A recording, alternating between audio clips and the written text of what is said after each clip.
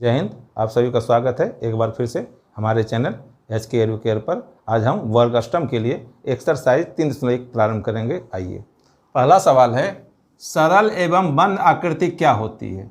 उदाहरण देते हुए उनके प्रमुख गुणों को समझाइए। तो सरल आकृति किसे कहते हैं?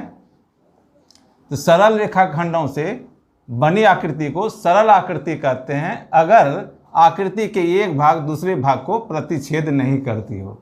जैसे एक सरल रेखा है और इससे आकृति बना दिए, यह कौन सी आकृति हो गई? सरल आकृति। दूसरा, यह एक सरल आकृति है, एक सरल आकृति है, यह एक सरल आकृति है।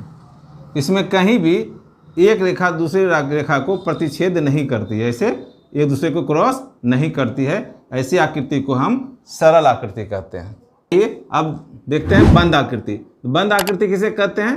किसी आकृति के एक बिंदु से चलकर आकृति के अनुरूप चलते हुए उस बिंदु पर पहुंचने के क्रम में किसी बिंदु से दो बार गुजरना नहीं पड़े, वह आकृति सरल बंद आकृति कहलाती है।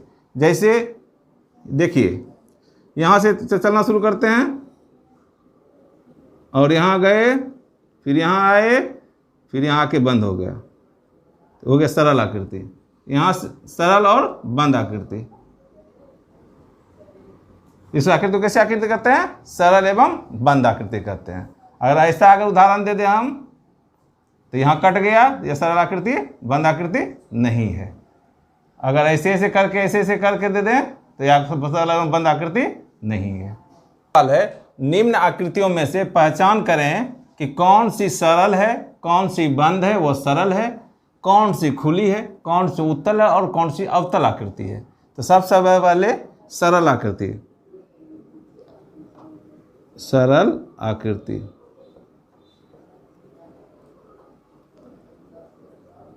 इसके पहले सबका नाम देते हैं। इस आकृति का नाम देते हैं ए, इसका नाम देते हैं बी, इसका नाम देते हैं सी, इसका नाम दे देते हैं डी। तो सरल आकृति कौन कौन है? तो यह कैसी आकृति है? क्योंकि कहीं भी इसका कट नहीं रहा है। यहाँ से स्टार्ट कीजिए, यहाँ से स्टार्ट कीजिए, यह एक सरल आकृति। सरल आकृति कौन सी है? ए है। यह भी सरल आकृति, खाली यहाँ मिलाने को नहीं है। बी भी सरल है। यह आकृति सरल नहीं है क्योंकि यहाँ पर कट जाता है, प्रतिच्छेद करती है लाइन। यह भी एक सरल आकृति है। यानी ए, बी और डी जो है वह सरल आकृति है। कौन सी बंद आकृति है? यहाँ लिखेंगे बंद आकृति। बंद आकृति, देखिए यहाँ से स्टार्ट कीजिए, यहाँ से आते आते यहाँ तक है, बंद है। कौन सा आकृति बंद है? ये है बंद आकृति। बी देखिए, तो यहाँ से स्टार्ट कीजिए, यहाँ पर खुली हुई है, यह बंद आकृति नहीं है, यह भी बंद नहीं है। यह कौन सी आकृति है? बंद आकृति है। डी कौन आकृति है? बंद आकृति है। अब इसके बाद है खुली आकृति।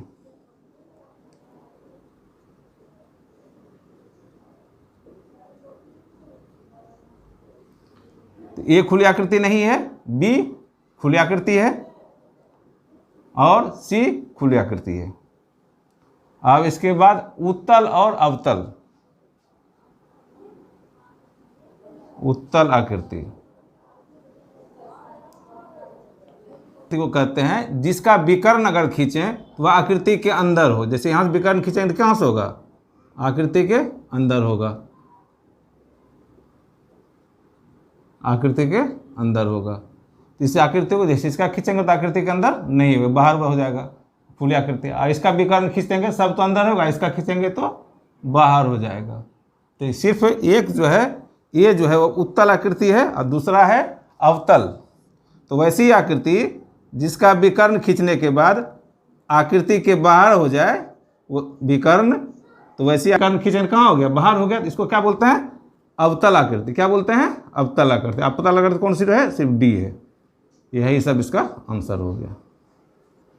नीचे दिए गए बहुभुज का नाम लिखिए तथा उसके सभी संभावित विकर्ण खींचिए। तो बहुभुज का नाम रखना है, कहीं से भी शुरू कर सकते हैं। मान लीजिए यहाँ से शुरू करिए, इसका ए बिंदु, इसका बी, इसका सी, इसका डी, इसका ई, इसका एफ। आपका जहाँ से मन करे वहाँ से नाम रख सकते हैं। अब आगे कह रहा है सभी संभावित विकर्ण खींचिए। तो विकर्ण खींचते हैं दूसरे कलर से। विकर्ण कहाँ से कहाँ होगा? एक विकर्ण हो जाएगा, ए से शुरू करते हैं पहले। तो ए से शुरू कीजिए तो हो जाएगा ए से लेके, दूसरा एक होगा ए से लेकर ई तक, ए से लेकर ई तक। एक विकर्ण हो गया। फिर इस दोनों को मिला दीजिएगा तो इसका विकर्ण हो जाएगा। चलिए ए वाला होगा। दूसरा कलर लेते हैं, बी से चलते हैं। 20 खींचेंगे तो 20 एक आएगा एफ पर और आएगा बी से लेकर ई तक, और बी से जाएगा तो डी तक। अब हो गया पूरा। अब सी से चलिए,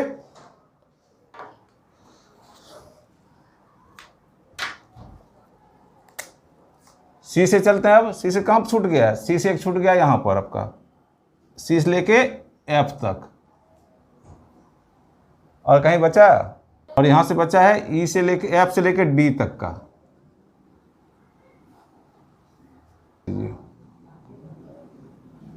सबका नाम लिख दीजिए। कुल कितना विकर्ण हो गया?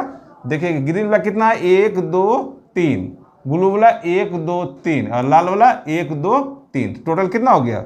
विकर्णों की संख्या कितनी हो गई? विकर्णों की संख्या बराबर, देखिए ग्रीन वाला कितना है? 1 2 3, 3 हुआ। ब्लू वाला 1 2 3 6 और लाल वाला 1 2 3 9। टोटल कितनी संख्या हो गई? 9। अब सबका नाम देना, विकर्णों के नाम, विकर्णों के नाम। ए से स्टार्ट करते हैं। ए से स्टार्ट कीजिए, पहले ग्रीन वाला नाम दीजिए। ए से स्टार्ट कीजिए तो पहला होगा ए सी। क्या होगा? ए सी। फिर ए से ए ई, ए ई, और ग्रीन वाला सी ई, सी ई। अब चलिए हो गया। अब लाल वाला लेते हैं, बी से स्टार्ट करते हैं। बी वाला कहाँ से हुआ? बी से एफ, बी एफ, बी से फिर ई, बी ई, और बी से फिर डी, बी से डी। 6 हो गया। अब ब्लू वाला लेते हैं, सी से स्टार्ट करते हैं। सी से स्टार्ट किए तो कहाँ आया? सी से एफ, तो हो गया सी एफ। फिर डी से स्टार्ट करते हैं, डी से ए तो हो गया ए डी, और फिर डी से डी एफ, डी एफ। यही इसका आंसर हो गया। अगर आप भी ए बी सी डी नाम रखेंगे तो ऐसा उत्तर होगा, अगर दूसरा नाम रखेंगे तो अलग तरह का उत्तर होगा। सिर्फ संख्या देखना है, ठीक है। 4, नीचे के चित्र में कुछ कारें खड़ी है, बीच में चौकोर आकार का मैदान है। बताइए कि कितनी कारें बहुभुज मैदान के अभ्यंतर भाग में है, कितनी बहिर्भाग में? कौन भाग में? अभ्यंतर भाग में, मतलब अंदर के भाग में। यही प्रश्न है कि अंदर के भाग में कितनी कारें हैं और बाहर के भाग में कितनी कारें हैं। एकदम पहला क्लास का सवाल है, लिखेंगे अभ्यंतर भाग में कितनी कारें हैं? 1 2 3 4 5, लिखेंगे यहां पर 5 कारें। और बहिर्भाग में लिखेंगे बहिर्भाग में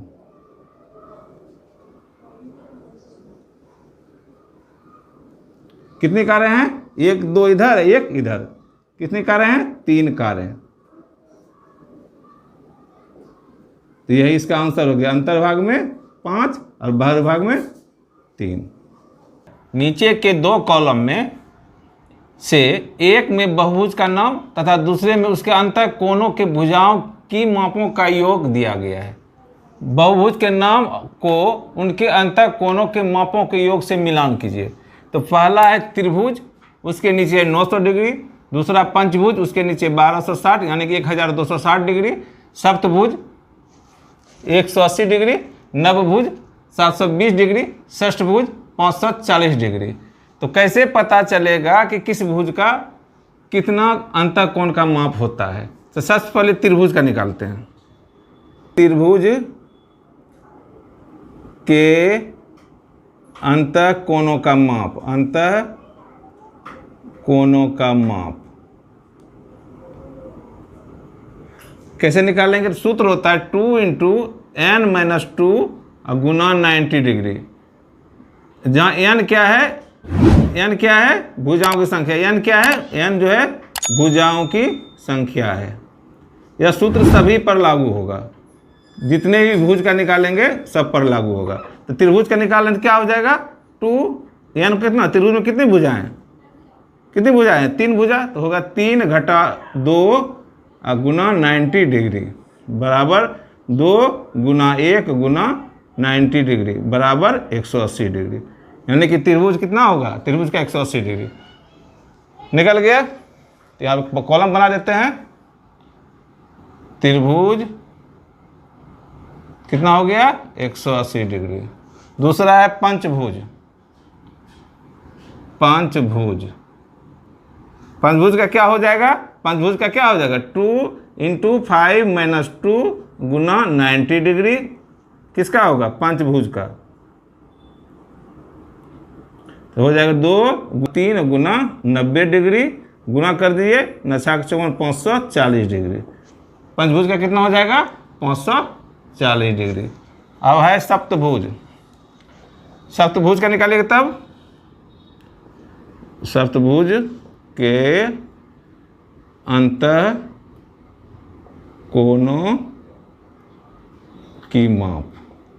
तो क्या हो जाएगा सूत्र के साथ, 2 × n - 2 गुना 90 डिग्री। क्या हो जाएगा, 2 n का मान कितना, 7 भुजा है, तो 7 घटा 2 गुना 90 डिग्री बराबर 2 गुना 5 गुना 90 डिग्री बराबर 2 गुना 10 बराबर 900 डिग्री। अब हो गया सप्तभुज का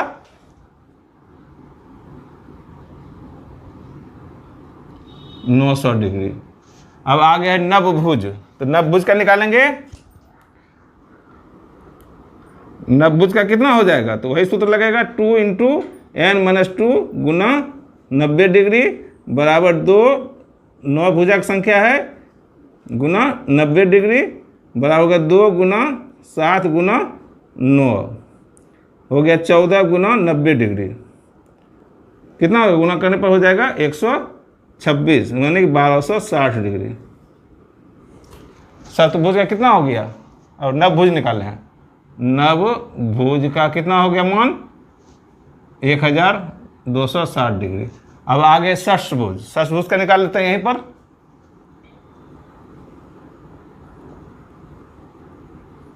षष्ठभुज का निकालने क्या हो जाएगा, सूत्र वही लगेगा, 2 × n - 2 गुना 90 डिग्री। भुजाओं की संख्या कितनी है इसमें, 6 है, 6 घटा 2 90 डिग्री बराबर हो गया 2 गुना 4 गुना 90 डिग्री। अब हो गया टोटल गुना करने पर 720 डिग्री। षष्ठभुज का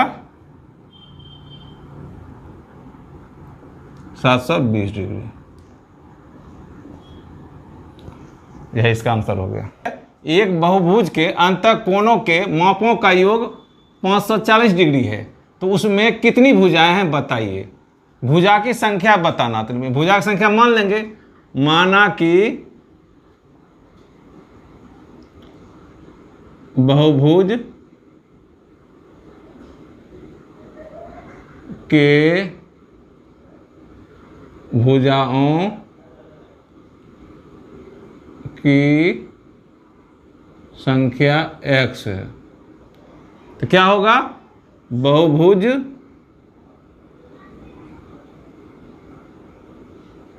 के अंतः कोणों का योग बराबर क्या सूत्र होता है, 2 × n - 2 गुना 90 डिग्री, ऐसा सूत्र होता है।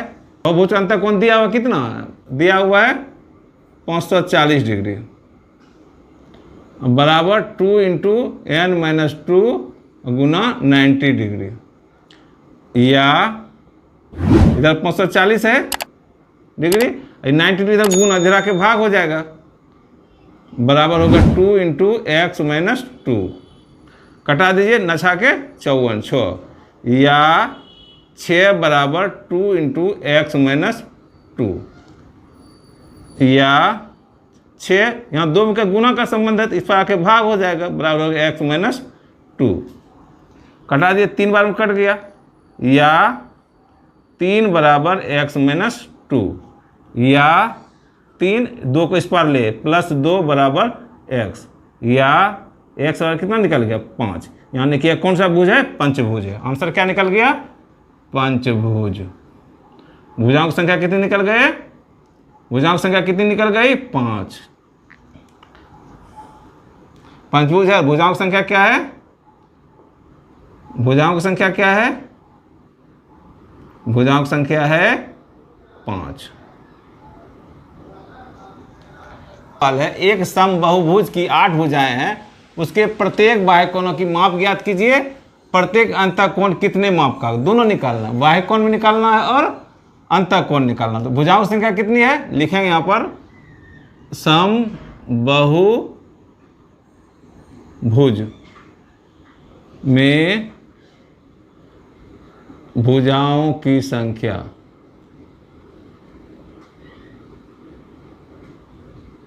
कितनी संख्या है, 8 भुजाएं। कितनी संख्या, 8।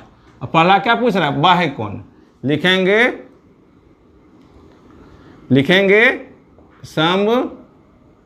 समबाहुभुज के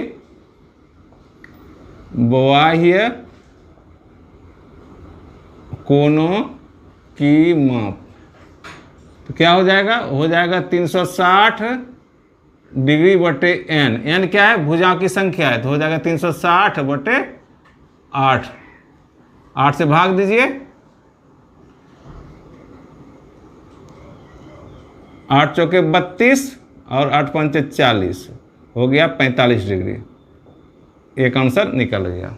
आगे है अंतःकोण। समबाहुभुज के अंतःकोणों की माप बराबर सूत्र। अंतःकोणों की माप बराबर सूत्र होता है 2 × n-2 Guna 90 degree by n। तो अब हल कीजिए इसको। 2 कितने भुज है, भुजा संख्या कितनी है, 8, हो गया 8 घटा 2 गुना 90 डिग्री बटे 8 बराबर हो गया 2, ब्रैकेट अंदर क्रिया करें, 8 घटा 2 कितना होगा 6 गुना 90 बटे 8। 2 से कटाइए, 4 बार में कट गया। अब 2 से कटाइए, 2 बार में कटा, यहाँ 3 हो गया, इधर 2 से कटाइए तो हो गया 45। तो हो गया 3 गुना 45 डिग्री बराबर 135 डिग्री। यही इसका आंसर हो गया। इस प्रकार एक्सरसाइज 3.1 पूरा हो गया। मिलते हैं नेक्स्ट वीडियो में। धन्यवाद।